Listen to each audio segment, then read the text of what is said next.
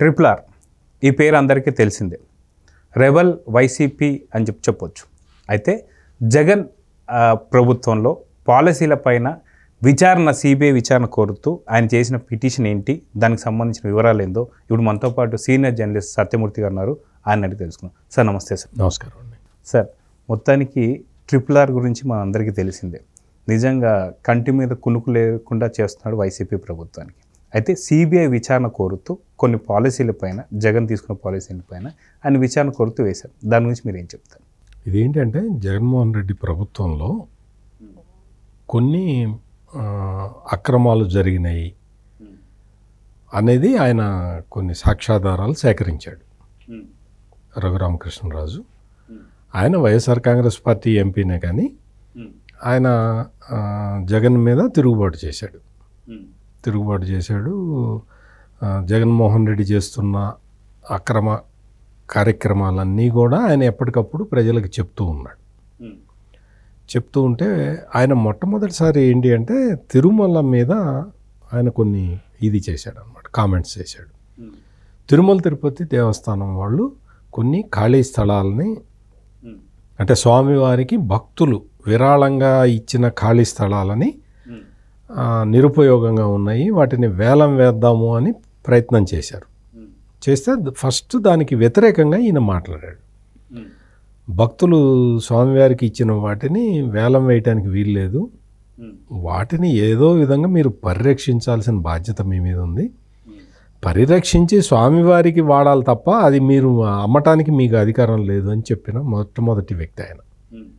ఇట్లా ప్రభుత్వం మీద చెప్తూ ఉంటే ఆయన్ని వేరే ఒక కారణం పెట్టి రాజద్రోహం కేసు పెట్టి ఆయన తీసుకెళ్ళి పోలీసులు లాకప్లో పడేసి కొట్టారు, చాలా చిత్రహింసలు పెట్టారు. అంటే ఈ రోజుల్లో రాజద్రోహం కేసు ఉంటుందా సార్? ముందు అప్పుడు పెట్టారు. సుప్రీంకోర్టు పలు సందర్భాల్లో చెప్పింది, కానీ ఏంటంటే రాష్ట్ర ప్రభుత్వాలు పెడుతూనే ఉన్నాయి. అటువంటి పెట్టకూడదు అని గైడ్లైన్స్ అవన్నీ ఉన్నాయి, చాలా ఉన్నాయి, కానీ వాటి అన్నీ పెడుతూనే ఉన్నారు, పోలీసులు నడిపిస్తూనే ఉన్నారు. ఆ కేసు పెట్టి, అది ఎప్పుడో బ్రిటిష్ నాటి చట్టం అన్నమాట, ఆ కేసు పెట్టి తీసుకెళ్ళి లాకప్లో పడేసి ఆయన చిత్రహింసలు పెట్టారు. ఆ తర్వాత కూడా ఆయన తన వైఖరి మార్చుకోలే. అంటే వాళ్ళు ఏమనుకున్నారంటే పోలీసులు చిత్రహింసలు పెడితే ఏమన్నా మారతాడేమో అనుకున్నారు, కానీ ఆయన ఏమీ మారలేదు. ఆయన ప్రతి విషయాన్ని బయటికి తీసుకొచ్చి ఆయన చెబుతూ ఉన్నాడు. ఇప్పుడు లేటెస్ట్గా ఏంటి అంటే ఆయన జగన్మోహన్ రెడ్డి ప్రభుత్వంలో మెయిన్గా కుంభకోణాలు జరుగుతున్న వాటిని ఆయన బయటికి తీసుకొచ్చాడు. ఇప్పుడు ఇసుక కుంభకోణం, మద్యం కుంభకోణం, ఇవి మెయిన్ ఇవి అన్నమాట. వీటిలో ఏంటంటే ఇసుక కుంభకోణం ఏంటి అంటే అంతకు ముందర ప్రభుత్వాలన్నీ కూడా ఇసుకని ఫ్రీగా ఇచ్చినాయి. చంద్రబాబు నాయుడు ప్రభుత్వం ఇసుకని ఫ్రీగా ఇచ్చింది. ఇసుకని ఫ్రీగా ఇచ్చి ట్రాన్స్పోర్టేషన్ ఖర్చులు మాత్రం వసూలు చేసేవాళ్ళు. జగన్మోహన్ రెడ్డి ప్రభుత్వం వచ్చిన తర్వాత ఇసుకని ఒక ప్రైవేట్ కంపెనీకి ఇచ్చింది, జేపీ వెంచర్స్ అని ఒక ప్రైవేట్ కంపెనీకి ఇచ్చింది. ఆ ప్రైవేట్ కంపెనీ వాడు తవ్వి అమ్ముతాడు అన్నమాట. ఇది అందులో జరిగిన వ్యవహారాలు. ఈ మద్యానికి సంబంధించిన కుంభకోణం, దానికి సంబంధించింది, ఇటువంటివన్నీ కూడా రఘురామకృష్ణరాజు ప్రస్తావిస్తూ సాక్ష్యాధారాలన్నీ కూడా సేకరించి కోర్టులో కేసు ఫైల్ చేశాడు. దానికి సంబంధించిన కేసు అన్నమాట ఇప్పుడు మీరు ప్రస్తావిస్తున్నది. దాని మీద ఏంటి అంటే అసలు ఇది విచారణకి అర్హత లేదు ఈ పిటిషన్కి అని జగన్మోహన్ రెడ్డి తరఫున న్యాయవాదులు చెప్తూ ఉన్నారు. ఈ పిటిషన్ విచారణకి ఎలా అర్హమైనదో వీళ్ళు రఘురామకృష్ణరాజు తరఫున న్యాయవాదులు చెప్తూ ఉన్నారు. ఈ విధంగా అది జరుగుతుంది. ఇప్పుడు ఏంటి అంటే నోటీసులు అవి ఇవ్వటం, అదంతా జరిగింది. ఆ నోటీసు ఇవ్వటమే పెద్ద సెన్సేషన్. ఆ నోటీస్ మాకు ఆఖరి నిమిషంలో వచ్చింది కాబట్టి మేము మళ్ళీ మాకు టైం ఇవ్వండి అంటే ఇప్పుడు టైం ఇచ్చారు. మళ్ళీ ఆన్సర్ ఫైల్ చేయాలి కదా, దానికోసం ఇది చేశారు. ఏది ఏమైనా కానీ ఒక రాష్ట్ర ప్రభుత్వం మీద ఇటువంటి కంప్లైంట్ రావటం, దాన్ని కోర్టులు టేకప్ చేయటం అనేది మాత్రం అది ఖచ్చితంగా రాష్ట్ర ప్రభుత్వం సంబంధించినంత వరకు పరువు నష్టం, పరువు తక్కువ పనే. న్యాయస్థానాలు అవి విచారణకు స్వీకరించడం ఇవే, అంటే స్వీకరించే ఈ క్రమంలో నోటీసులు జారీ చేయటం ఇదంతా కూడా ఒక రకంగా చూస్తే జగన్మోహన్ రెడ్డి అంటే నైతిక విలువలు పాటించే వ్యక్తులైతే ఒక రకంగా ఉంటుంది, నైతిక విలువలు పాటించని వ్యక్తులైతే ఇంకో రకంగా ఉంటుంది. అది వేరే విషయం, అది వేరే సబ్జెక్టు. కానీ ప్రస్తుతానికైతే మాత్రం ఈ కేసుని విచారణ చేసుకోవటం, దానికి సంబంధించిన వ్యవహారాలన్నీ అంటే కోర్టులో నడుస్తున్నాయి కాబట్టి మనం వాటి గురించి పెద్దగా విపులంగా చెప్పలేము.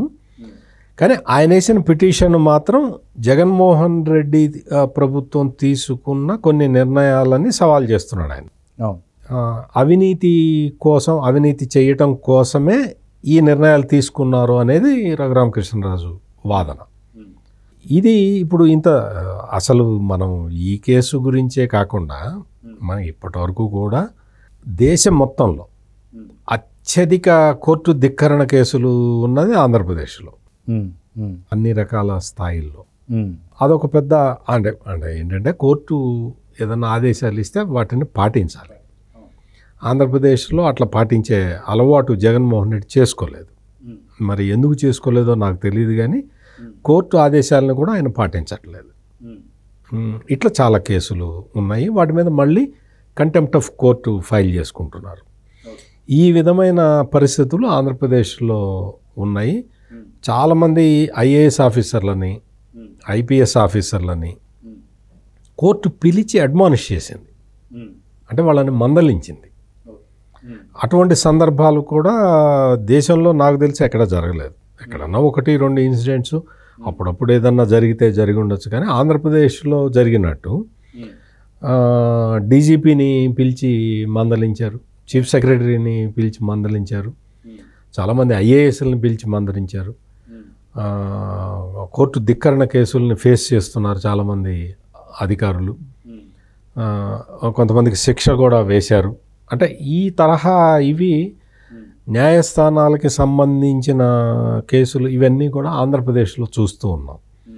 ఇవన్నీ కూడా ఏంటంటే రాష్ట్ర ప్రభుత్వం ఏదన్నా కొంత సెన్సిబుల్గా ఆలోచించే రాష్ట్ర ప్రభుత్వం అయితే వీటిని చాలా సీరియస్గా తీసుకోవాలి. కానీ దురదృష్టం ఏంటి అంటే జగన్మోహన్ రెడ్డి ప్రభుత్వం కోర్టు తీర్పులను కూడా సీరియస్గా తీసుకునే పరిస్థితి కనపట్టలేదు, ఇప్పటివరకైతే కనపట్టలేదు, ఇంకా కనపడటానికి అవకాశం లేదు. ఇంకా ఎందుకంటే ఎక్కువ టైం లేదు, టర్మ్ కూడా అయిపోయింది కాబట్టి.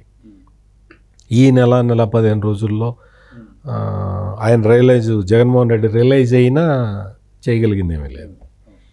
సో ఈ పరిస్థితులు ఉన్నాయి కాబట్టి ఈ పరిస్థితులు అంటే కోర్టు కేసులు ఇవన్నీ ఒకవైపు, రెండోది ఏంటంటే ఇది డైరెక్ట్గా గవర్నమెంట్కి సంబంధించిన పిటిషన్. గవర్నమెంట్లో కొన్ని పాలసీలలో లోపాలు ఉన్నాయి, అవకతవకలు జరిగినాయి అనేది. సో అంటే దీని మీద అవుట్కమ్ ఎట్లా ఉంటుందనేది మనం ఇప్పుడే చెప్పలేము. అసలు అది అవుట్కమ్ కాదు, అసలు మొత్తం ప్రిలిమినరీ స్టేజ్లోనే ఉన్నది. అయితే ఏంటి అంటే ఇటువంటి ప్రిలిమినరీ ఉన్న అంశాల మీద మనం నేరుగా కూడా వ్యాఖ్యానించే అవకాశం కూడా ఉండదు, అవసరం కూడా లేదు. ఇప్పుడు ఆ ప్రభుత్వంలో జరుగుతున్న అవినీతి మీద ఒక రఘురామకృష్ణరాజు కోర్టుకి వెళ్ళాడు, కానీ తెలుగుదేశం పార్టీ అయితే ఎప్పటి నుంచో చెప్తూ ఉన్నది, అవే విషయాలను ఎప్పటి నుంచో చెప్తుంది. డైరెక్ట్గా భారతీయ జనతా పార్టీ వాళ్ళైతే ఇసుక మీద ఉద్యమం చేశారు, ఇసుక దీని మీద, మద్యం కుంభకోణం మీద కూడా ఉద్యమం చేశారు. ఈ డిజిటల్ పేమెంట్లు తీసుకోకపోవటం, ఇప్పుడు మీకు మొత్తం టీ షాపుది కూడా స్కానర్స్ ఇవన్నీ పెడతారు, కానీ ఆంధ్రప్రదేశ్లో ఈ మద్యం దుకాణాల దగ్గర మాత్రం స్కానర్ ఉండదు, ఎలక్ట్రానిక్ మనీ తీసుకోరు, క్యాష్ ఇస్తే తప్ప తీసుకునే పరిస్థితి లేదు. ఇదే చాలా పార్టీలు అబ్జెక్షన్ చెప్పినాయి ఇప్పటికే. ఇట్లా చేయటం వల్ల అవినీతికి ఆస్కారం ఉంటుందనేది ప్రతి పార్టీ ఇప్పటివరకు చెప్తున్న విధానమే. ఆ క్రమంలో భారతీయ జనతా పార్టీ కూడా చెప్పింది, తెలుగుదేశం అయితే ఉద్యమాలే చేసింది, జనసేన కూడా ఎక్కడికక్కడ ఈ విషయాలన్నీ ఎప్పటి నుంచో చెప్తూ ఉన్నది. మనం పార్టీలు చెప్పిన విషయాలని మనం పరిగణలోకి తీసుకుంటే ఈ మద్యం అనే దాంట్లో కూడా పెద్ద కుంభకోణం జరిగింది అనేది మనకు తెలుస్తూ ఉంటుంది. వీటి మీద ఇప్పుడు కోర్టులు విచారణ జరుపుతాయా లేదా అనేది తర్వాత సంగతి. అది జ్యుడిషియల్ ప్రాసెస్ గురించి మనం మాట్లాడాల్సిన అవసరం లేదు. కాకపోతే జగన్మోహన్ రెడ్డి ప్రభుత్వంలో మాత్రం చాలా ఏరియాల్లో డార్క్ స్పాట్స్ కనపడుతూ ఉన్నాయి. అంటే మనకి అనుమానాస్పదంగా ఉండే నిర్ణయాలు చాలా కనపడుతూ ఉన్నాయి. ఆ నిర్ణయాల మీద చర్చించుకుంటే మాత్రం జగన్మోహన్ రెడ్డి ప్రభుత్వంలో ఏదో తప్పు జరుగుతున్నది అనేది మాత్రం ఖచ్చితంగా ఎవరైనా సామాన్య ప్రజలు కూడా చెప్పడానికి అవకాశం ఉంటుంది. ఏదైనా ప్రభుత్వం ఒక నిర్ణయం తీసుకుంటే అది ట్రాన్స్పరెంట్గా ఉంటుంది. ప్లస్ జగన్మోహన్ రెడ్డి ప్రభుత్వం మీద ఇటువంటి అనుమానాలు రావడానికి ఇంకొక ప్రధాన కారణం ఏంటంటే జీవోలన్నీ దాచిపెట్టడం. ఏ జీవోని పబ్లిక్లో పెట్టకపోవడం. తర్వాత ఆంధ్రప్రదేశ్ హైకోర్టు ఖచ్చితంగా మీరు పెట్టాలి అని చెప్పిన తర్వాత ఆదర ఇప్పుడు అప్లోడ్ చేస్తూ ఉన్నారు జీవోల్ని. జీవో అంటే గవర్నమెంట్ ఆర్డర్. గవర్నమెంట్ ఆర్డర్ని గోప్యంగా ఉంచాల్సిన అవసరం ఏంటి?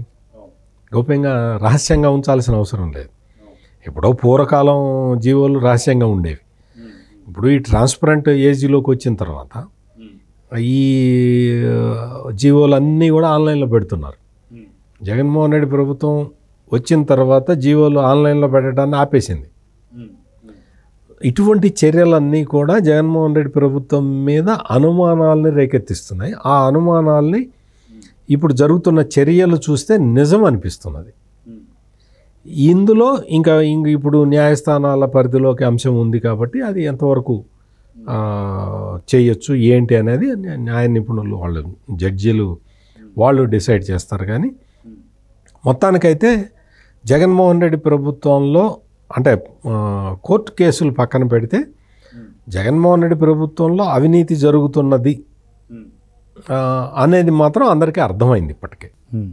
సో మొత్తానికి ఇంత జరుగుతుంటే RRRకి ఎందుకు విడాకులు ఇస్తలేదు అనుకోవచ్చు వైసీపీ? అది ఏంటంటే వాళ్ళు ప్రయత్నం చేశారు. వాళ్ళు మొత్తం ఆయన్ని డిస్క్వాలిఫై చేయాలని ప్రయత్నం చేశారు. ప్రయత్నం చేస్తే అది కుదరలేదు. దానికి ఏదో కొన్ని టెక్నికల్ ప్రాబ్లమ్స్ వచ్చినాయి, కుదరలేదు. కుదరకపోతే రఘురామకృష్ణరాజు ఒక ఛాలెంజ్ వేశాడు.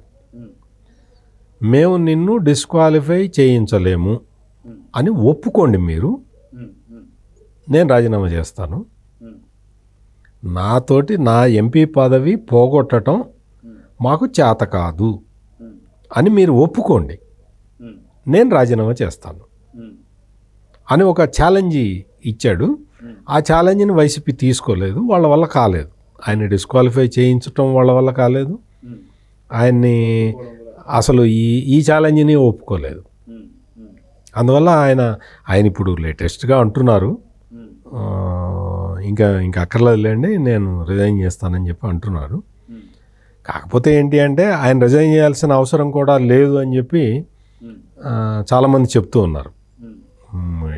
ఎందుకు పార్టీ నిన్నేం పిలవట్లేదు, పార్టీ కార్యక్రమాల్లో నువ్వేం పార్టిసిపేట్ చేయటం లేదు, పార్టీ నిన్ను ఇన్వాల్వ్ చేయట్లేదు, పార్టీ నిన్ను దాదాపుగా బహిష్కరించింది. ఇంకా నువ్వు రిజైన్ చేసినా ఒకటే చేయకపోయినా ఒకటే, మీరు కంటిన్యూ కండి మీరు అని చెప్తే ఆయన ఢిల్లీలోనే ఉండి ఆయన్ని రాష్ట్రానికి కూడా ఆంధ్రప్రదేశ్కి కూడా రానివ్వట్లేదు కాబట్టి ఢిల్లీలోనే ఉండి ఆయన తన కాన్స్టిట్యున్సీకి సంబంధించిన వ్యవహారాలన్నీ ఆయన చక్కబెట్టుకుంటున్నాడు. సో చూద్దాం సార్, మొత్తానికి ఈ 15th రాబోతుంది అని చెప్పేసి అంటున్నారు. సో మొత్తానికి ఏం జరగబోతుందో ఆ 15th వెయిట్ చేసి చూద్దాం. నమస్కారం.